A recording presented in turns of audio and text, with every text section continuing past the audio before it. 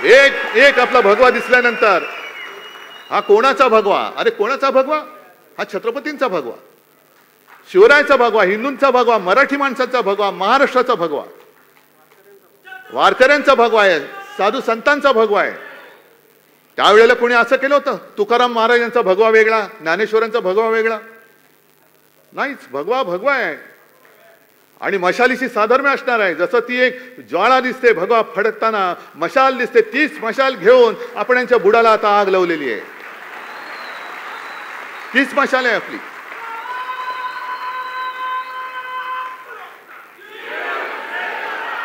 आता नवीन त्यांनी प्रभारी नेमलेत महाराष्ट्रामध्ये. कोण?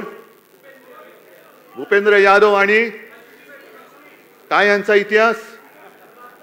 म्हणजे मंत्री म्हणून नालायक ठरलेत, अपघात मंत्री. काय कोण? वैष्णव, अश्विनी वैष्णव मंत्री म्हणून नालायक ठरलेत. बरं झालं त्यांनी महाराष्ट्राचा कारभार बघायला त्यांच्याकडे दिले, कारण महाराष्ट्रामध्ये सुद्धा आता आणखीन मोठं त्यांचा हे होणार आहे, खालसा होणार आहेत ते.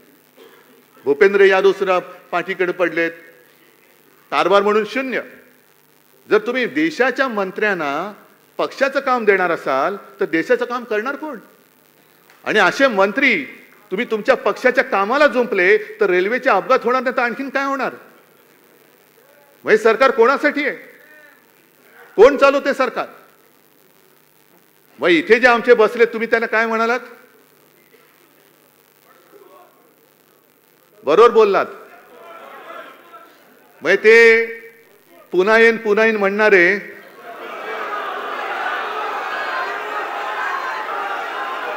आता काय म्हणतात माहितीये? जाऊ द्या ना घरी, आता वाजवले ना 12. आता जाऊ द्या घरी, जाऊ द्या, वाजवले की 12 तुमचे. म्हणजे 12 वाजले आता जाऊ द्या. ते बोलतात नाही 12 बज गया और सत्यानाश करो. काय कोणाची महाराष्ट्राची काय नाळ जोडलेली नाही, काही जोडलेलं नाहीये. कुठे काय झाल्यानंतर जबाबदारी घ्यायची कोणाची ताकद नाहीये. असं हे सगळं सरकार चाललेलं आहे. त्याच्यामध्ये आणखीन आता विधान परिषदेच्या निवडणुका आल्यात. एक पदवीधर शिक्षक, मुंबईच्या दोन्ही आपण लढतो, मला दोन्हीच्या दोन्ही विजय पाहिजेत.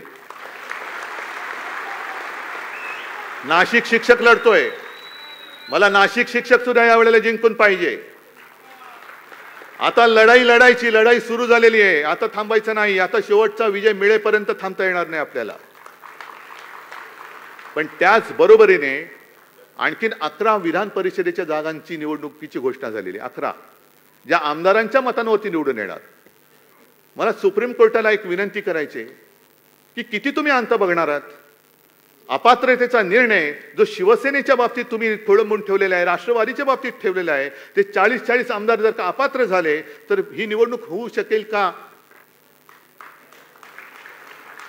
आणि यांच्या अपात्रतेबद्दल टांगती तलवार असताना ही निवडणूक होऊ कशी शकते? मग आता हे काय सांगतील? निवडणूक प्रक्रिया सुरू झाली. प्रक्रिया सुरू केलीच कशी? झालीच कशी?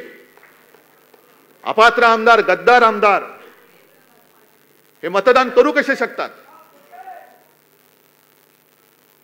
न्याय मिळाला पाहिजे, बरोबर आहे. पण न्यायालय जर का विलंब लागत असेल तर मी मागे सुद्धा बोललो होतो, शिवाजी पार्कवरती बोललो होतो, अरे रुग्णामध्ये जोपर्यंत जीव आहे तोपर्यंत त्याला औषध द्या. श्वास सोडल्यानंतर ऑक्सिजन घेऊन धावत आला, शेवटी न्याय मिळाला. अरे मेला तो, मेला आता तो. मग काय करायचं? त्याच्या कबरीवर व्हायचंय नुसतं तुमचा नाही? काय करायचं काय? ही लढाई ही केवळ कोणाची वैयक्तिक लढाई नाहीये. ही लढाई ही लोकशाहीची लढाई आहे, संविधानाची लढाई आहे. अरे एक लढाई आम्ही जनतेच्या न्यायालयामध्ये जिंकलेलो आहोत. पण सर्वोच्च न्यायालयाकडे आता आमची एक प्रार्थना आहे, अपेक्षा आहे की तुम्ही ही लोकशाही इकडे खतम करायला निघालेले आहेत. जनतेने जाग दाखवलेली आहे, तुम्ही तुमची जाग दाखवणार आहात की नाही? का प्रत्येक वेळेला तारीख पे तारीख काय सनी देओल बसलाय? किती काळ बघायचंय? आणि या सगळ्या गोष्टी बघितल्यानंतर म्हणून मी जे म्हटलं की सरकार पडलंच पाहिजे. कारण आपल्यावरती जे आरोप करायचे की शिवसेना, काँग्रेस आणि राष्ट्रवादी ही नैसर्गिक युती नाहीये. म्हणजे काय झालंय? नैसर्गिक आणि अनैसर्गिक म्हणजे काय नेमकं? देवेंद्रजी तुम्ही सांगता का आम्हाला? तुम्ही जे काय आता तिकडे सगळं करून ठेवलेलं आहे त्रांगडं, जे तुम्ही मला नागपूरच्या अधिवेशनामध्ये सांगितलं होतं, काय ते काट्याच्या आणीवर बसली तीन गावे